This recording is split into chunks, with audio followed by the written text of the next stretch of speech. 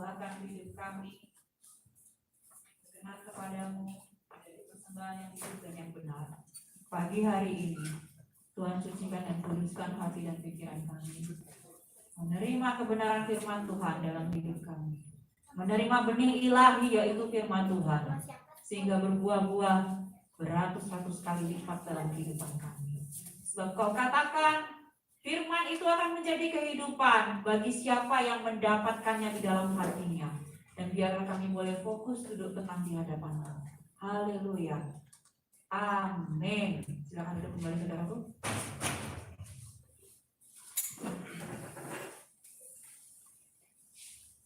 Shalom.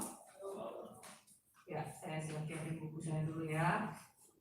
Saudara boleh siapkan Alkitab saudara kalau yang bawa Alkitab. Ataupun yang nggak bawa Alkitab juga nggak apa-apa. Nanti di depan ada slide-nya. Oke, puji nama Tuhan. Kita di September, minggu terakhir. Saya lihat ini tambah sedikit yang datang banyak hal. Nanti kalau yang mau ya Pak Gembala, tambah sedikit yang datang ini karena banyak hal ya, banyak alasan ya. Oke, nanti kita berdoa ya dalam doa syafaat supaya ada boleh lagi yang datang. Oke, pagi hari ini kita akan sama-sama, ternyata ini sudah minggu terakhir ya, bulan September ya. 2 bulan lagi kita sudah Natal. Luar biasa. Penyertaan Tuhan, luar biasa. Secara pribadi luar biasa buat saya. Dan saya yakin buat saudara juga. Ya, kita lihat yang terakhir minggu ini adalah hidup kudus di akhir zaman. Dengan tema di bulan ini berjaga-jagalah di akhir zaman ya. Kita mendapat pesan berjaga-jaga di akhir zaman.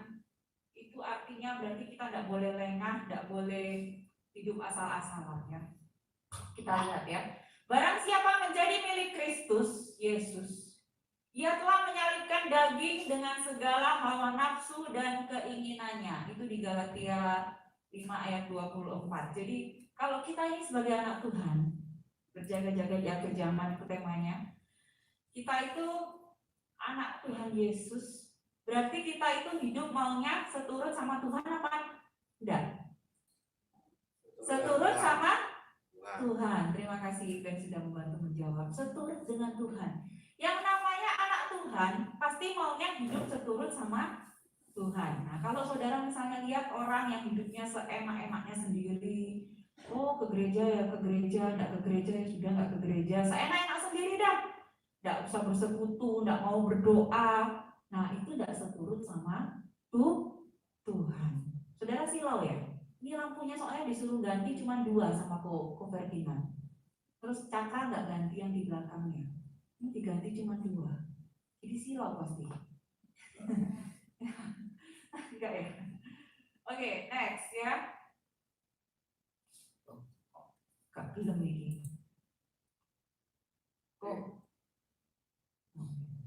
Jadi dalam bahasa Ibrani, kudus, kados, yang artinya bahasa Ibraninya kados, kudus, itu artinya kita terpisah atau tidak tercampur dengan yang lain. Jadi berbicara tentang hidup kudus dalam Tuhan, berarti kita itu memisahkan diri dari duniawi. Tapi bukan berarti saudara disuruh naik ke gunung jadi pertapa. Zaman dulu ya. Naik ke Gunung Lawu, jadi pertapa di Gunung Lawu, jadi pesilat. Nah, zaman dulu. Tapi kalau di dalam Tuhan, hidup kudus itu, artinya kudus itu bukan, saya sudah sering bilang, kudus itu artinya bukan berarti kita tidak pernah bikin salah. Amin.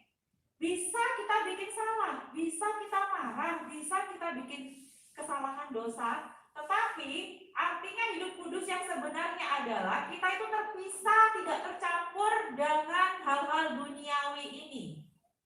Ya. Jadi memisahkan diri dari apa? Memisahkan diri dari segala sesuatu yang menghalangi hubungan kita dengan Tuhan. Apa yang menghalangi hubungan kita sama Tuhan? Bagi anak-anak kecil, anak-anak remaja, saya tahu yang menghalangi hubungan kalian dengan Tuhan adalah gadget. Yang tua-tua ketawa. Tapi bagi yang tua-tua juga iya, bagi saya juga iya mungkin. Kalau sudah lihat Facebook, tapi sebenarnya saya lihat Facebook itu lihat khotbahnya orang di Facebook. Saking nanti kalau dikira wah Cilinda online ini, lihat Facebook terus. Ada khotbah-khotbah yang saya follow di Facebook gitu, khotbah-khotbah orang tertentu. Jadi kalau kita memisahkan diri kita dari segala sesuatu yang menghalangi hubungan kita dengan Tuhan, bagi beberapa orang itu mungkin dosa. Bagi beberapa orang, penghalang hubungan pribadi mereka dengan Tuhan, mungkin itu dosa mereka yang kita nggak tahu, ataupun yang kita tahu. Karena dosa pasti itu menghalangi hubungan dengan Tuhan, pasti itu. Baik saya maupun saudara, semua orang di dunia ini, kalau kita berkutat hidup dalam dosa, itu menghalangi hubungan. Misalnya dosa tuh gini, sudah tahu kita ini suka keceplosan rahasianya orang, kok malah suka gosip. Nah, seperti itu. Sudah tahu kalau kita ini suka makan, suka sakit perut kalau habis makan cabai. Nah, kok malah deket-deket sambel. Nah, kan itu contoh yang gampang. Kalau buat anak-anak, sudah tahu besok mau ulangan, kenapa kok nonton TV berlebihan? Nah, itu misalnya, itu kan mereka bersalah juga. Kenapa kok tidak belajar ya kan ya? Jadi, penghalang hubungan pribadi kita dengan Tuhan, mungkin itu dosa. Saya tidak berani ngomong banyak tentang dosa ini karena setiap orang nanti periksa diri sendiri-sendirilah ke hadapan Tuhan. Saya tahu Roh Kudus akan bekerja kok menegur kita. Amin. Kalau saudara dekat sama Tuhan, kalau saudara anak Tuhan, Roh Tuhan ada dalam hidup saudara, Roh Kudus akan tegur pribadi, tidak perlu pendetanya yang negur. Penghalang itu mungkin pekerjaan kita. Nah, karena cinta akan uang itu akar dari segala kejahatan, bukan uangnya. Uang itu yang harus jadi budak kita. Ya, beberapa hari ini ada orang yang ngomong gitu ke saya. Uang itu yang harus jadi budak kita. Tapi kalau kita cinta akan uang, akar dari segala kejahatan. Akar dari segala kejahatan boleh bilang. Jadi sekali-sekali tinggalkan uang itu, pergi ke Tuhan atau pergi ke alam, jalan-jalan, bebaskan pikiran. Supaya apa? Bukan kamu yang diperbudak sama pekerjaan, tapi kita tuan, kita yang namanya bos raja segala, anaknya raja segala raja, kita raja kecil, kita yang memerintah uang itu untuk bekerja bagi kita, ya. Harta, nah itu sama. Ada orang tuh ya, ngelapin mobilnya pagi, siang, malam, saya tahu, saya kenal baik. Dilapin terus, kalau dipinjam mobilnya sebentar aja tidak boleh, takut beset, apa ya beset itu ya, takut tergores, takut nanti ditabrakin. Ya. Hobi bisa menjadi penghalang kita dengan Tuhan. Baru-baru ini ipar saya punya hobi itu, ini kalau orang mungkin umur katanya Bu Ferdinand puber kedua. Oh, tapi menurut dalam Tuhan tidak ada puber kedua itu. Alkitab tidak mencatat. Keliling naik motor, keliling Bali gitu ya, kayak anak muda lagi. Ipar saya. Tiba-tiba seperti itu di usianya yang hampir 50 tahun. Dan saya pikir gini, loh kok mendadak gini ya? Dulu waktu anak-anak masih kecil diajak jalan-jalan nggak mau. Ngantuk, pengennya tidur di rumah aja, bosan. Sekarang umur 50 keliling-keliling Bali, sampai ke Ambon, sampai kemana-mana. Ya. Tapi jangan sampai hobi itu menghalangi hubungan kita sama Tuhan. Boleh hobi masak, tapi jangan sampai masak 24 jam. Dapurnya gosong nanti. Nah ini, sibuk. Orang akhir zaman, kenapa banyak punya alasan? Oh, enggak ke gereja, sibuk saya Pak. Kok enggak doa, sibuk saya Pak. Kok enggak konser, sibuk. Nah, sibuk itu nanti ujung-ujungnya neraka. Nanti kita lihat. Ya, jadi banyak yang menghalangi hubungan kita sama Tuhan sebenarnya. Tetapi apa yang Tuhan mau pagi hari ini agar kita hidup kudus di akhir zaman? Bagaimana kita bisa menjaga kekudusan berdasarkan prinsip-prinsip Alkitabiah? Kita buka Galatia 5 ayat 16. Ayo. Kalau bisa yang ada mau gantian baca, yang keras suaranya, boleh bacakan. Galatia 5 ayat 16.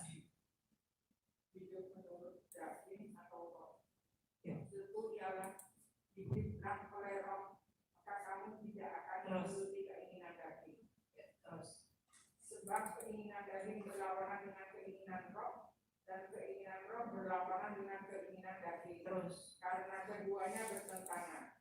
sehingga kamu setiap kali tidak melakukan apa yang kamu kehendaki. Akan tetapi jikalau kamu membeli dirimu dipimpin oleh Roh, maka kamu tidak hidup di bawah hukum Taurat. Amin. Sudah, terima kasih. Balik ya ke slide-nya ya. Yang pertama caranya untuk kita hidup kudus di akhir zaman adalah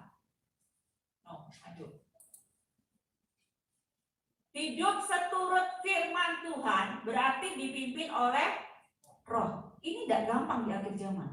Banyak orang yang pergi ke gereja, tapi tidak dipimpin Roh Kudus. Tidak mau berdoa, lupa berdoa, ada masalah kok tidak berdoa dulu, tidak dipimpin oleh Roh Kudus. Ada masalah lari dulu ke tetangganya, atau lari dulu ke mamahnya, ke papahnya, atau lari dulu kemana, tidak ke Tuhan dulu. Itu salah. Berarti hidupmu masih belum dipimpin Roh Kudus. Hati-hati kalau yang kayak gitu. Jadi sumber kekuatan kita adalah Roh Kudus, bukan diri kita sendiri. Ya, saudara pernah coba kalau ngangkat barbel atau ngangkat beban yang laki-laki mungkin ya, yang lebih berat, tidak pernah terangkat sebelumnya, mungkin 1 kilo gampang, 2 kilo, 3 kilo gampang, 5 kilo, 10 kilo, yang puluhan kilo, itu kalau pakai kekuatan sendiri, tidak pakai teknik, kayak atlet-atlet itu, mereka kan latihan. Itu sama contohnya. Kalau kita pakai kekuatan sendiri, nanggung kehidupan ini, nanggung sakit kita, nanggung penderitaan hati kita, kalau kita pakai kekuatan sendiri, kita tidak bisa. Ya. Jika sumber kekuatan kita itu diri kita sendiri, maka menjaga hidup kudus itu adalah sangat berat, sangat mustahil. Karena sehari-hari kita bisa salah ngomong, salah berpikir, salah bertindak. Kalau enggak yang Roh Kudus yang jaga. Jadi kita justru harus membawa keinginan daging itu keluar dari diri kita. Maksudnya, kalau kita tahu itu salah, keinginan kita itu, keinginan daging itu dari mana? Daging itu bukan berarti makan steak ya saudara. Keinginan daging itu dari mata, pikiran, hati, perasaan. Perasaan itu 100% menipu. Saya sudah mengalaminya. Itulah sebabnya firman Tuhan menyatakan agar kita di bawah pimpinan Roh Kudus. Dia menyatakan kuasa dan kekuatannya agar hal yang sulit dan tidak mungkin itu menjadi mungkin. Ya, sebab apa? Bagi Tuhan tidak ada yang mustahil. Tapi kalau saudara bawa dalam doa, kalau tidak dibawa dalam doa, biar mau kerja apa aja yang mustahil. Amin. Ya. Tapi kalau kita tidak berdoa, kita lupa akan pimpinan Roh Kudus, mustahil. Ya kan? Bagi Tuhan tidak ada yang mustahil. Bagi Tuhan tidak ada yang mustahil. Kita lihat Roma 8 ayat 6 sampai 7. Kita lihat ya, Roma 8, 6 dan 7.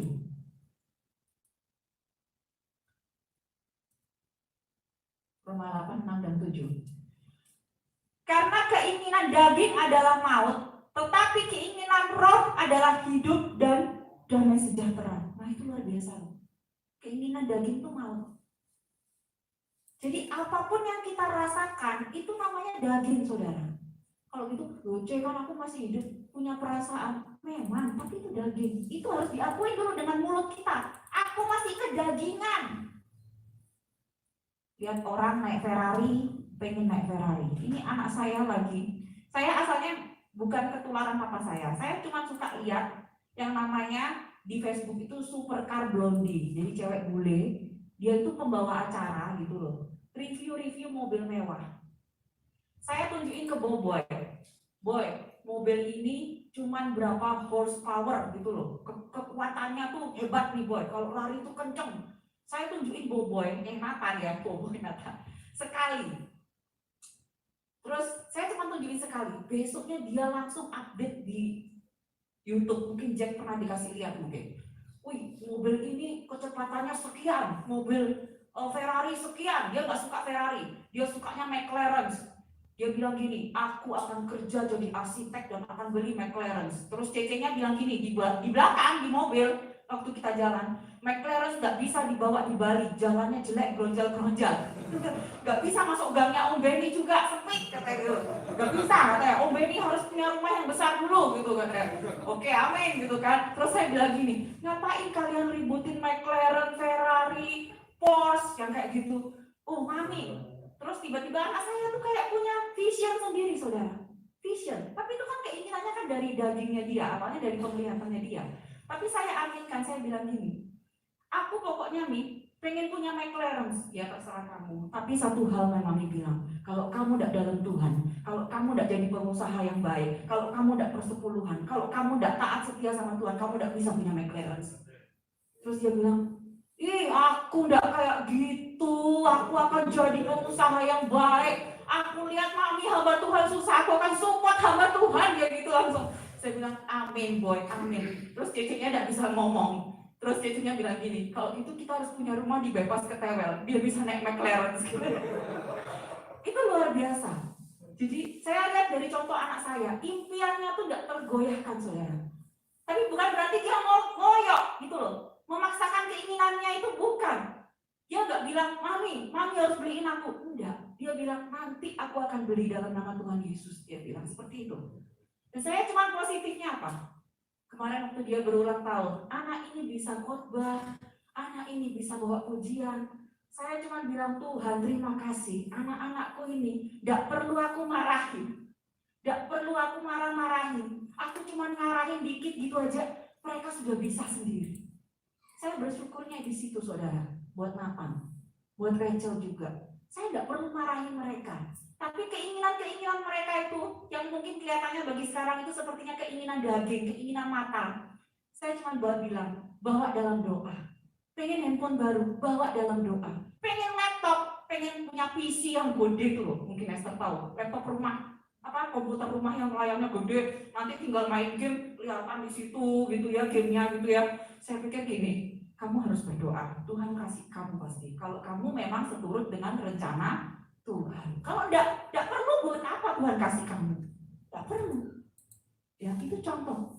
Jadi kalau kita hidup dalam keinginan daging, itu mendatangkan maut sebenarnya kalau enggak sesuai sama rencana Tuhan. Ingat, hidup kita ini dalam rencana Tuhan ya. Semua orang yang dipimpin roh Tuhan akan diberikan damai sejahtera. Ayat 7-nya tuh luar biasa. Sebab keinginan daging adalah perseteruan dengan Allah sebenarnya.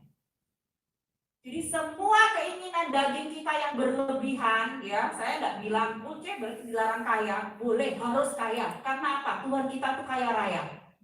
Surga dan bumi miliknya Tuhan. Tapi kekayaanmu mau pakai apa dulu? Kalau kamu bilang, aku kaya Tuhan dan aku akan memberkati kerajaanmu. Karena itu uangnya siapa yang ditaruh? Uangnya Tuhan, benar itu. Kamu pasti akan dikasih kaya raya. Karena apa? Hatimu tidak tertaut sama uang itu. Ya, yang 10% buat Tuhan, yang 90% punyamu, tapi hatimu tidak tertaut sama uang harta itu. Jadi Tuhan memberkati kamu tuh kayak pipa ngalir aja, ngalir terus, nggak mungkin habis, alir terus gitu. Sama seperti damai sejahtera, begitu surut damai sejahteranya ada masalah, tapi karena kita dipimpin Roh Kudus, tiba-tiba ada aja nyanyi satu pujian terus damai sejahtera muncul. Amin. Karena kita dipimpin Roh Kudus. Semua orang yang dipimpin Roh Allah itu adalah anak Allah. Kalau kita dipimpin daging, kebanyakan pikiran, perasaan negatif, itu kita akan jatuh ke dalam dosa. Karena daging itu intinya dari perasaan. Ya, kayak tadi contohnya Boboy. Perasaan pengen beli McLaren. Dia nggak suka Ferrari. Saya nggak tahu kenapa kok. Saya bilang Ferrari ini bagus boy, cepet ini. Kan main di F1. Akhirnya dia lihat sirkuit F1 terus, balapan mobil itu. Saya diajak lihat, Mik lihat nih, Mik habis ini aku belok ini Mik, dia coba main-main game sendiri. Saya pikir gini, jangan sampai kecanduan nih kayak gini, bahaya ini saya bilang, bahaya ini kecanduan F1 ini. Ya, saya kasih contoh saudaraku, ini tentang diri saya sendiri. Saudara semua tahu, bulan 3 kemarin papa saya dipanggil Tuhan. Kemudian waktu papa saya dipanggil Tuhan, itu sebenarnya saya sudah menyiapkan hati dari jauh-jauh hari. Bukan karena apa, tapi karena sakitnya dan kemoterapi yang cukup berat yang dia alami. Dengan beban kemo itu dia sakit, waktu di kemo dia mencret, dia muntah, pokoknya enggak karu-karuan. Setiap kemo dia masuk UGD, dia enggak bisa makan. Saya dalam hati gini, ngomong sama papa saya, "Papa, kamu tetap percaya Tuhan dengan keadaanmu seperti ini ya?" "Iya, percaya." Saya terus jagain imannya itu. Apa? Percaya Tuhan, Pak. Sampai akhir hidupmu percaya Tuhan. Amin, dia gitu. Pak, walaupun papa nanti berpulang ke Tuhan, saya ngomong itu belak-belakan sama dia. Berdua, kalau nggak ada mama saya. Papa masuk surga ya, papa percaya Tuhan. Amin, dia gitu. Papa nggak takut mati, papa percaya Yesus gitu. Kalau papa dipanggil sekarang, tidak apa-apa. Oke, sambil saya nangis dalam hati itu saya bilang, Tuhan jaga dia. Imannya. Terus ketika papa saya tidak ada, menyusul mama saya tidak ada, 21 hari saudara. Saya kehilangan 2 orang tua. Ajaib dan luar biasa. Dokter itu bilang gini, karena mama saya sudah di ventilator, dokter itu jelasin saya gini, "Bu, mamanya bisa gagal otak. Kenapa? Karena sudah di ventilator, oksigen ke otaknya habis." Saya bilang ke Tuhan, saya bilang ke Ko Ferdinand, saya nangis. Kalau mama saya gagal otak karena di ventilator, buat apa dia hidup? Secara pribadi saya tidak pernah bersaksi ini, belum kan? Tapi itu kata dokter Sangla kepada saya. Mama saya gagal otak, jadi mama saya sadar, mama saya nggak ingat siapa saya, siapa ini. Pokoknya kalau makan tuh bisa kayak gitu. Buat apa mama saya hidup? Saya bilang gitu sama dokternya. Yang terbaik apa dok? Ibu berdoa. Saya telepon Om Rudi LD. Hari itu saya nggak tahan. Saya telepon gembala senior kita, GBI Shalom. Om, aku nggak tahan Om. Kenapa Lim? Aku depresi ini Om, ngadepin. Kalau mama sembuh, dia bilang gagal otak karena sudah oksigen tidak naik ke otaknya. Saya bilang gitu, oke, kita berdoa. Kamu relakan mamamu, serahkan ke Tuhan. Iya Om. Tapi saya sambil nangis, saya berdoa sambil nangis. Saya bilang, Tuhan, saya serahkan mama saya kepadamu. Om, 2 hari lagi mama saya berpulang. Dan dokter itu bilang, memang mamanya bisa gagal otak 100%. Karena tidak ada oksigen yang ke otak. Buat apa mama saya hidup dengan keadaan gagal otak? Saya tidak mengharapkan orang tua mati. Bukan itu poinnya.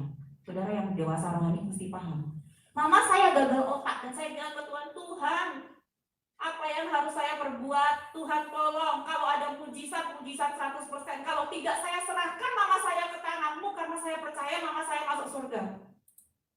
Saya tidak tahu harus berdoa apa lagi. Give it to him. Saya bilang, serahkan ke Tuhan, serahkan ke Tuhan. Saya seperti itu. Hati saya menangis.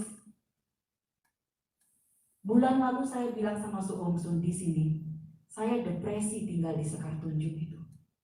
Saya ingat-ingatan mama papa saya. Lalu saya pikir gini, kemudian saya mengalami depresi itu cukup berat ya. Saya malas masak. Masak itu tidak setiap hari jadinya. Rasa-rasa gitu, kayaknya tuh kayak mau ke dapur tuh males banget ke dapur, harus kayak maksain diri gitu ya. Kayaknya di hati itu berat gitu loh tinggal di rumah itu. Kemudian saya berdoa sama Tuhan. Ko Ferdinand konselingin saya, nguatin saya, tidak mempan saudara. Karena apa? Sama-sama perang ayat jadinya. Yang situ ngomong ayat itu, yang sini ngomong ayat ini. Yang satu minta yang satu bilang lepasin, yang saya pikir saya kok yang punya beban kok saya disuruh lepasin. Ini kan perasaan saya masih sedih kok gini, gimana sih kamu ini kok, kamu tidak paham saya ini. Akhirnya saya datang lagi ke Tuhan. Saya bilang, Tuhan, ampuni saya, hajar saya dalam firman-Mu, didik saya yang benar. Karena hidup ini bukan soal papa mama saya, hidup ini soal Tuhan. Setelah saya ngomong sama Su Om Sun di sini, Su Om Sun masih ingat, Lin, kamu kok tambah kurus ya Lin ya? Kamu kenapa? Su, aku depresi loh tinggal di rumah itu sebenarnya. Ingat-ingatan loh tuh terus gak nyaman rasanya. Tapi semenjak habis saya ngomong sama Su Om Sun, pulang itu hari Minggu tuh saya berdoa. Saya berdoa, Tuhan Roh Kudus tolong saya, Roh Kudus tolong saya. Jangan sampai saya ini stres, saya bilang seperti itu. Saya harus benar dalam Tuhan. Berarti saya tidak boleh mengikuti keinginan daging saya. Saya senang mengikuti keinginan daging. Ini perasaanku kok. Aku sedih kok. Aku kehilangan 2 orang tua dalam 21 hari. Aku punya hak untuk tidak melayani Tuhan. Aku mau. Tapi begitu saya sadar itu semua salah, saya berlutut di kaki Tuhan. Tengah malam saya bilang, Roh Kudus ambil alih 100% hidupku supaya nggak setan masuk. Seperti itu. Dan saya bilang sama Tuhan, terima kasih papa mama saya hanya sebagai saluran melahirkan saya. Tapi Tuhan, Engkau Bapakku yang kekal. Bapa yang kekal itu Tuhan Yesus. Saya tidak mau berpegang sama perasaan saya. Saya tidak mau berpegang sama kedagingan saya. Saya mau ikut Tuhan. Dan puji Tuhannya apa? Waktu saya berubah, saya itu kemudian adik saya yang paling kecil itu juga berubah suasananya ke saya. Cara dia komunikasi ke saya tidak kaku lagi. Cek, ini malam minggu, aku pulangnya lebih malam ya. Tapi ternyata nggak sampai malam, saudara. Jam 9 sudah di rumah. Biasanya sampai jam 12, setengah 1, setengah 12. Karena mungkin hati saya berubah, cara saya memandang ke dia juga berubah. Padahal saya nggak pernah marahin dia, tetapi karena terjadi suasana yang kaku. Waktu saya nganterin dia ke UGD minggu lalu, dia sakit perut, dia cerita semuanya. Cek, sebenarnya tuh gini loh, Cek. Aku tuh sebenarnya mau pengen, aku juga pergi ke dokter loh, Cek. Aku ini sakit perut terus. Tak doain dia. Di UGD memang dia sakit perut, mencret-mencret gara-gara makan si boba, mencret, muntah gitu dia. Terus habis itu hubungan kami membaik. Bukannya selama ini tidak membaik, ngomong-ngomong seperti biasa, tapi dingin, gitu loh. Cuma, Cek, jangan lupa ya nanti ya, itu kamu harus bersihin itu rumah. Cuma seperti itu. Sekarang lebih cenderung dia mau aktif untuk ngomong, dia mau aktif untuk melakukan tanggung jawabnya di rumah itu. Puji Tuhan. Roh Kudus bergerak luar biasa. Asal apa? Kita merendahkan diri dulu dong.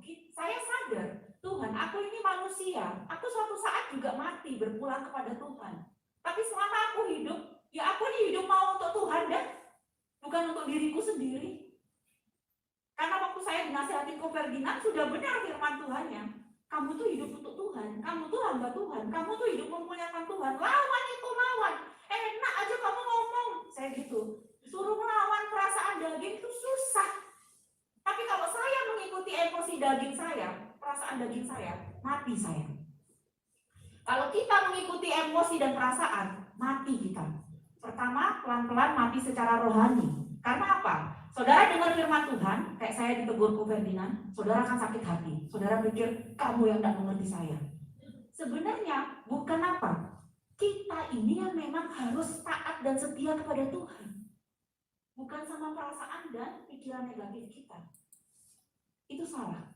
Jadi hiduplah seturut firman Tuhan yang pertama. Ya kan? Yang kedua, bagaimana kita hidup kudus di akhir zaman? Hidup berbuah. Ya, Galatia 5 ayat 22-23. Kita lihat ya. Balik ke Galatia ya.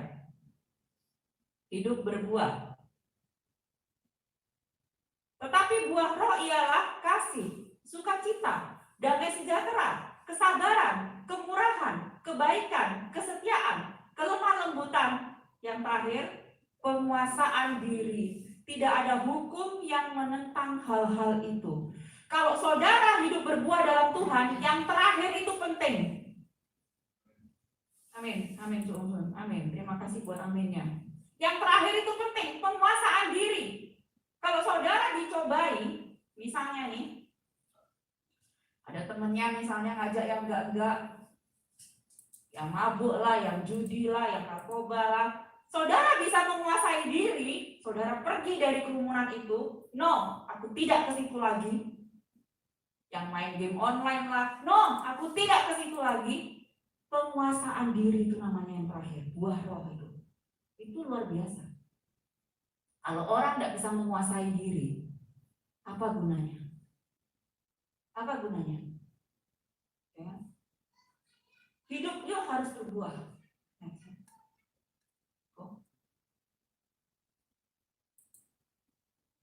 Menghasilkan buah adalah panggilan kita sebagai orang percaya. Ya. Ini yang harus kita sadari. Saudara dan saya adalah anak Tuhan.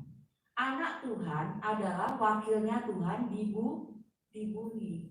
Saudara dan saya adalah duta besarnya Tuhan, wakil dari kerajaan surga. Saudara cuma sementara aja kerja forex, saudara cuma sementara aja kerja jual ayam, saudara cuma sementara aja kerja jual bolu, atau kayak aku Ferdinand jadi tukang ketik di komputer, sementara aja. Tapi selama-lamanya saudara adalah duta besarnya Tuhan. Itu pekerjaan yang penting. Berbuat bagi Tuhan. Jangan orang berpikir, oh kerjaanku selama-lamanya jadi tukang cuci piring. Enggak. Mungkin Tuhan punya panggilan lain. Tetapi yang pasti, kita harus menghasilkan buah bagi kerajaan Allah. Setelah menjalani proses waktu yang diharapkan dari sebuah pohon adalah buahnya. Coba ibu-ibu kalau punya pohon tidak ada buahnya, saya terutama paling sebel, bisa saya buang itu. Beberapa bagian Alkitab menggambarkan kita sebagai pohon, ya. Yesus pokok, kita cabang anggurnya, ya kan? Sebagai pohon yang mengeluarkan buah. Jika tidak mengeluarkan buah, maka akan dipotong. Jika kita tetap melekat pada pohon anggur, pada pohon, ya, seperti carang, seperti cabangnya, kita tentu akan menghasilkan buah. Jadi kita ini harus nempel terus ke Tuhan Yesus. Ada apa-apa, ada masalah, ingat toh Tuhan, cari Tuhan dulu. Ya kan? Kalau tidak cari Tuhan dulu, ada masalah, ya Anda akan digeret oleh setan. Ngomong-ngomong setan, kemarin kok Ferdinand bilang gini, Hani, ini contoh nih ya, misalnya ada suami istri berantem, nah, terus sambil makan tuh, dia cerita saya sambil makan malam. Habis itu suami istri ini berantem hebat, terus iblis itu tahu sebentar lagi bakalan terjadi bacok-bacokan atau perceraian gitu, terus tapi iblisnya lagi di Amerika. Kok jauh ya iblisnya. Terus habis itu kok, kalau iblisnya di Amerika, iblis itu bisa loh bela-belain terbang dari Amerika ke Bali hanya untuk ngompor-ngomporin suami istri itu biar benar-benar bercerai. Karena apa? Tinggal dikipas-kipasin aja, langsung suaminya bilang, kita cerai, kayak gitu. Oh gitu ya Bu ya?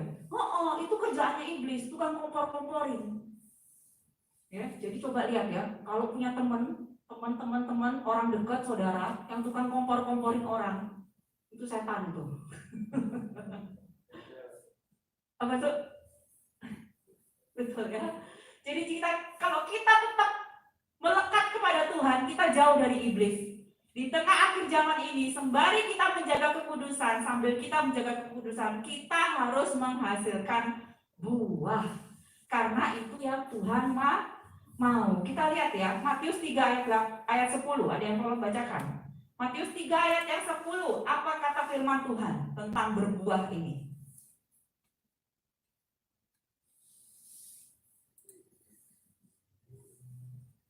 Ada yang bacakan? Apa sudah tersedia pada akar pohon, dan setiap pohon yang tidak menghasilkan buah yang baik pasti ditebang dan dibuang ke dalam. Yes. Ada hubungannya saudara sama yang pertama tadi, hidup dipimpin roh, hidup dipimpin firman. Seandainya saya hanya terus mengikuti perasaan saya bisa tidak melayani Tuhan pagi hari ini. Saya sudah dalam kategori stres, depresi, tinggal di rumah itu, kacau, memikirkan banyak hal. Tapi kalau saya mau berbuah, berarti saya harus menyalipkan keinginan daging saya. Tapi orang yang nggak mau menyalipkan keinginan dagingnya, dia nggak bisa berbuah. Karena dia hanya mikirin diriku sendiri. Kapannya kamu mau berbuah bagi kerajaan? Padahal nanti di akhir hidupmu, Tuhan minta laporan pertanggungjawaban. Kamu sudah ngapain selama hidup? Sudah melayani? Belum Tuhan. Sudah memuji aku? Enggak juga Tuhan. Sudah berdoa? Lupa Tuhan. Oke, masuklah ke api yang kekal. Dia bukan anak Tuhan, karena hidup oleh roh baru namanya anak Tuhan, ya kan? Kalau kita tidak hidup oleh roh yang dibilang di sini, pohon itu akan ditebang kalau nggak menghasilkan buah yang baik. Jadi jangan sampai kita menghasilkan buah yang busuk. Ya kan? Ditebang dan dibuang ke dalam api. Nah, itu luar biasa, saudara. Kalau kita sudah ditebang sama Tuhan, dibuang ke dalam api, sudah tidak ada lagi kesempatan untuk kita berbalik. Karena sudah dipanggil Tuhan, gimana dong? Jadi makanya selama kita masih hidup, selama masih ada kesempatan bernafas, ayo berbuahlah bagi Tuhan. Lakukan sesuatu untuk kemuliaan Tuhan. Membangun hubungan yang baik dengan Tuhan Yesus. Ayo. Ya, seperti itu. Ini yang terakhir. Ini yang susah. Hidup menyalibkan daging. Ya, kita lihat ya, Galatia 5 ayat 24-25. Kita balik ke Galatia.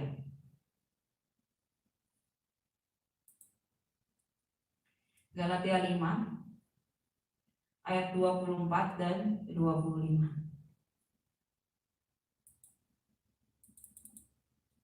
Barang siapa menjadi milik Kristus Yesus, ia telah menyalibkan daging dengan segala hawa nafsu dan keinginannya. Jikalau kita hidup oleh Roh, baiklah hidup kita juga dipimpin oleh Roh. Dan janganlah kita gila hormat, janganlah kita saling menantang dan saling mendengki. Nah itu, ya, gimana tadi caranya kita dipimpin oleh Roh yang ketiga?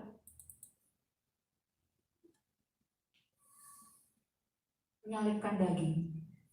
Menyalibkan daging itu tadi, jangan gila hormat, jangan saling menantang. Ya.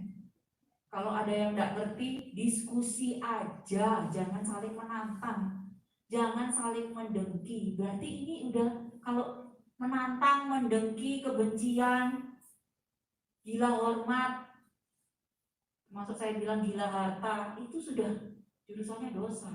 Ya. Jadi kita mau menyalibkan daging kita itu untuk tujuan yang benar, yaitu untuk menyenangkan Tuhan. Ya, ini perjuangan berikut yang menjaga kekudusan adalah dengan menyalibkan dagingan kita. Ini diperjuangkan juga oleh Paulus, ya, seperti gambar petinju. Coba kita buka 1 Korintus 9 ayat 24 sampai 27.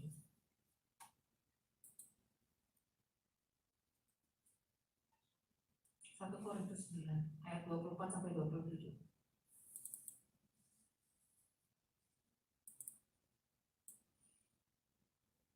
Ini udah 24. Enggak, salah ya. Semua peserta berlari, tapi bahwa hanya orang saja yang mendapat hadiah. Karena itu larilah berupa sehingga kamu memperolehnya. Terus? Tiap-tiap orang yang turut mengambil bagian dalam pertandingan menguasai dirinya dalam segala hal. Mereka berbuat demikian untuk memperoleh suatu mahkota yang mana. Tapi kita untuk memperoleh suatu mahkota yang abadi. Amin. Terima kasih Bapak Beni. Jadi ini yang dimaksud kita menyalibkan daging. Orang dalam hidup ini kita tuh seperti berlomba untuk mendapatkan mahkota yang abadi. Ya. Tapi kita nggak asal berlomba, kita nggak asal lari. Petinju nggak asal bertinju. Kalau saudara cuma hidup, oh ya udah aku kerja aja, nanti waktu gereja ke gereja, tapi saudara tidak punya hubungan sama Tuhan, saudara bisa dipastikan masuk ke dalam api yang kekal. Karena keselamatan itu harus dikerjakan, Tuhan bilang. Kalau cuma asal hidupnya, asal bertinju, asal berlari, asal beribadah, asal berdagang, asal aja hidupnya, maka saudara akan menerima seperti yang tadi Matius 3 ayat 10. Tidak sembarangan hidup ini, karena kita mau memperoleh mahkota. Semua orang pengen masuk surga, tapi ada enggak yang mau pikul salib? Gimana caranya pikul salib sih? Waktunya ibadah. Waktunya jam doa, banyakin jam doamu. Ya, doa sendiri sama Tuhan tuh banyakin di rumah. Karena kan bisa di mana aja, sambil nyetir berdoa, sambil mandi berdoa, sambil masak berdoa, sambil makan berdoa, sambil tiduran berdoa. Bisa kapan aja. Nah, pertanyaan saya, di sini semua anak Tuhan, amin. Berapa persen yang ingat kalau setiap hari itu kalian anak Tuhan? Ayo. Apakah cuma hari Minggu aja jadi anak Tuhan? Enggak ya ibunya. Enggak. Setiap saat memang kita harus ingat. Kita harus ingat setiap saat, setiap hari kita ini anak Tuhan. Kita harus selalu ngomong-ngomong sama Tuhan. Kita harus berhubungan sama Tuhan. Setiap saat. Menguasai diri dalam hal itu artinya menyalipkan daging. Di tengah-tengah godaan dan tawaran dunia terhadap keinginan daging, ingatlah selalu bahwa kita harus menyalipkan daging itu, bukan menurutinya. Saya bilang lagi sekali, kalau saya menuruti perasaan saya, emosi negatif saya bisa berhenti melayani. Keinginan daging itu banyak. Buat saya mungkin perasaan negatif, emosi negatif.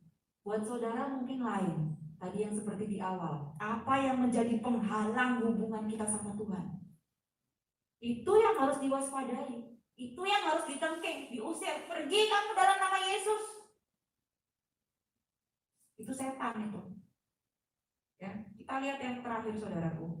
Di Roma 8 ayat 35.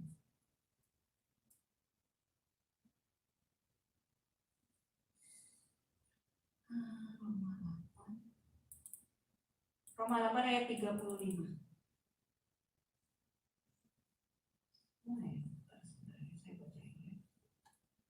Siapakah yang akan memisahkan kita dari kasih Kristus? Siapa?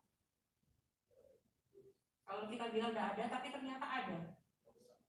Dosa, kesedihan, dibilangkan, penindasan, kesesakan, kesedihan kan, kesesakan itu, aduh rasanya aku sedih sekali, aku sesak sekali, aku depresi sekali.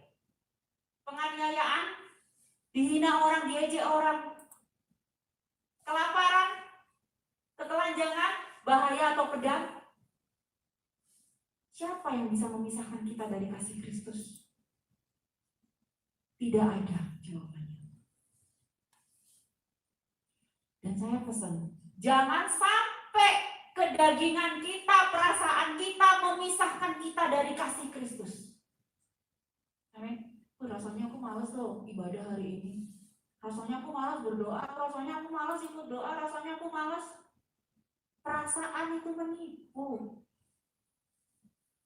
Saya seringkali seperti itu. Kalau sudah rasanya malas, saya pergi langsung ke sawah atau ke pantai, olahraga, biar fresh pikirannya. Jalan-jalan gitu maksudnya. Keliling Sekartunjung saya sekarang. Pakai sepatu, saya keliling aja Sekartunjung gitu. Keliling jauh gitu pakai sepatu gitu saya. Biar fresh pikirannya. Jadi nggak mengikuti perasaan negatif. Tidak ada yang bisa menghentikan kita dari kasih Kristus. Next. 36. Seperti ada tertulis, oleh karena engkau kami ada dalam bahaya maut sepanjang hari. Kami telah dianggap sebagai domba-domba sembelihan. Tetapi dalam semuanya itu kita lebih daripada orang-orang yang menang oleh Dia yang mengasihi kita. Tuhan mengasihi kita. Tuhan sedih kalau lihat kita tidak berbuah. Tuhan sedih kalau lihat kita ikut perasaan daging. Tuhan sedih. Tuhan memang mengasihi saya dan mengasihi saudara. Tuhan memang mengasihi kita. Jadi jangan mengasihi diri sendiri itu berlebihan. Oh ya, aku ngikutin aja ini emosiku, kedaginganku. Tanya sama Tuhan apa yang Tuhan mau dalam hidupmu. Apa yang Tuhan mau? Sebenarnya Tuhan sudah bilang, kamu lebih daripada pemenang. Kita semua ini sudah dikasih kemenangan sama Tuhan. Dan kemenangan itu bukan dari perjuangan kita, tapi karena Yesus Kristus mati di kayu salib untuk kita. Itu udah harus diingat. Kita harusnya sedih kalau orang itu tidak mengikuti keinginan Roh Kudus. Tangisi orang itu. Kalau orang itu terus mengikuti keinginan dagingnya, emosi negatifnya, tangisi orang itu. Karena itu bisa ke neraka. Kalau saya terus bersedih, saya bisa ke neraka juga. Saya bisa nggak masuk surga juga. Karena mengikuti perasaan negatif. Tidak ada semangatnya jadinya. Next. Sebab aku yakin bahwa baik maut maupun hidup, baik malaikat-malaikat maupun pemerintah-pemerintah, baik yang ada sekarang maupun yang akan datang.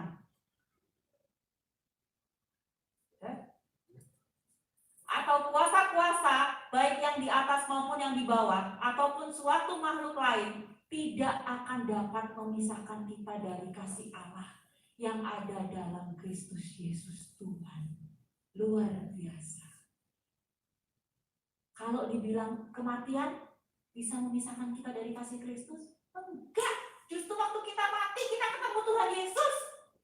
Saya ngomong sama diri saya sendiri. Ingat-ingat orang tua saya, oh puji Tuhan. Mereka tuh gak kemana-mana, mereka ketemu Tuhan Yesus. Otaknya ini loh, salah kita ini. Mati, itu artinya terpisah. Tapi sebenarnya orang itu ketemu Tuhan Yesus. Papa dan mama saya ketemu Tuhan Yesus. Kenapa saya harus sedih? Salah saya.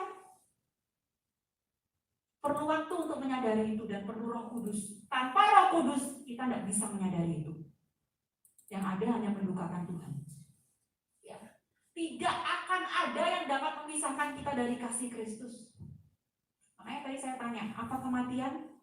Justru kalau kamu mati, kita ketemu Tuhan Yesus. Semua orang akan mati. Tidak ada yang akan hidup selamanya. Tapi kita ketemu Tuhan Yesus.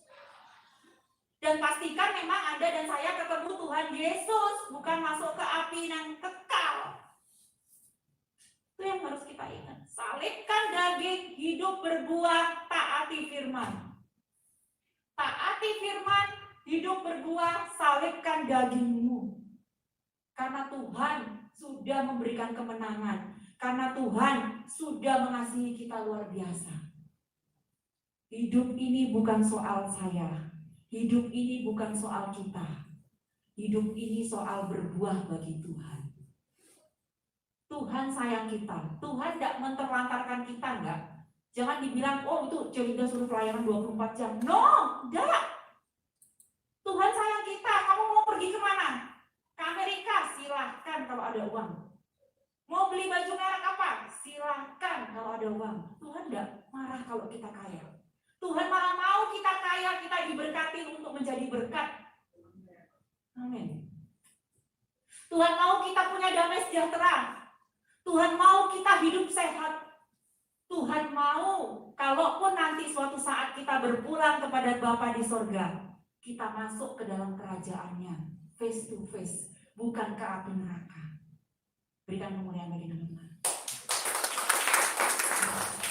Mari kita berdoa. Tuhan, aku bersyukur. Kau baik, Kau baik. Hanya saja kami kadang kurang mampu memahami kebaikan. Roh Kudus, tolong kami untuk pahami rencanamu, untuk memahami setiap firman-Mu. Bangkitkan semangat kami yang patah, yang lesu. Bangkitkan iman percaya kami. Tuhan, tuntun kami, Tuhan pimpin kami. Tutup buku setiap anak-anak-Mu yang berjalan dalam roh ini dengan kuasa darah Tuhan Yesus. Sehingga kami dijauhkan dari segala mara bahaya. Sehingga kami dijauhkan daripada tipu daya setan iblis. Tuhan tolong kami.